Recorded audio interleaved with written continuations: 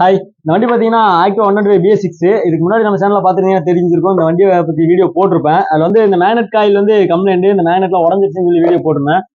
இது நிறைய இடத்துல தேடி ட்ரை பண்ணி பார்த்திருந்தாங்க, கிடைக்கல. அதனால நம்மகிட்ட கொண்டு வந்திருக்காங்கன்னு சொல்லியிருந்தேன். ஸோ நம்மளும் வந்து நிறைய பக்கம் தேடி பார்த்தா கிடைக்கல. அப்புறம் கடைசியா டெல்லியில கிடைச்சது. டெல்லியில கிடைச்சதுனால இந்த வண்டியோட சேஸ் நம்பர், இன்ஜின் நம்பர் இது எல்லாமே கொடுத்து தான் வாங்கிட்டு வந்து ப்ராப்பரா மாட்டணும். சாரி, ஆர்டர் பண்ணோம். அதுக்கப்புறம் பார்த்தீங்கன்னா வந்துச்சு. வந்ததுமே வந்து பார்த்தீங்கன்னா மாறி தான் வந்துச்சு. ஏன்னா இந்த சேஸ் நம்பருக்கு இந்த காயில் தான் அப்படின்னு சொல்றாங்க. ஸோ இதுக்கு முன்னாடி மாத்துறவங்க மாத்தி போட்டிருந்தாங்களா இல்ல இதுதான் வந்து கரெக்டானதான்னு தெரியல. ஒரு சின்ன சின்ன ஆல்டர் பண்ணணும் அப்படின்னா இந்த காயில வந்து செட் ஆகும். அது என்னன்னு பாத்தீங்கன்னா, அந்த மேக்னெட்டோட காயில் வருது பாத்தீங்களா, அந்த காயிலுக்கு பேக் சைட்ல வந்து ஒரு 3 புஷ், ஆக்டிவாவோட கிளட்ச் புள்ளி அசம்பிளில வர புஷ். ஸோ அந்த புஷ்ஷை வந்து பின்னாடி 3 புஷ் வச்சுட்டு அதுக்கப்புறம் காயில வச்சு அதுக்கப்புறம் போல்ட் போட்டீங்கன்னா அந்த இது கரெக்ட் ஆயிரும். அதுக்கப்புறம் பாத்தீங்கன்னா இது வந்து பழைய காயில், நான் உங்களுக்கு காமிக்கிறேன். இந்த இடத்துல வர 2 ஒயரு, ஒரு ஒயிட் வித் பிளாக் பிளஸ் வந்து பாத்தீங்கன்னா ஒயிட் வித் ப்ளூ, அந்த மாதிரி 2 ஒயர் வருது. ஸோ அந்த ஒயர் வந்து இடம் வந்து மாறி இருக்குது. ஸோ அதை வந்து நீங்க கரெக்டான பொசிஷனுக்கு மாட்டீங்க அப்படின்னா எந்த ஒரு பிரச்சனையும் கிடையாது, ஸ்டார்ட் ஆகும்.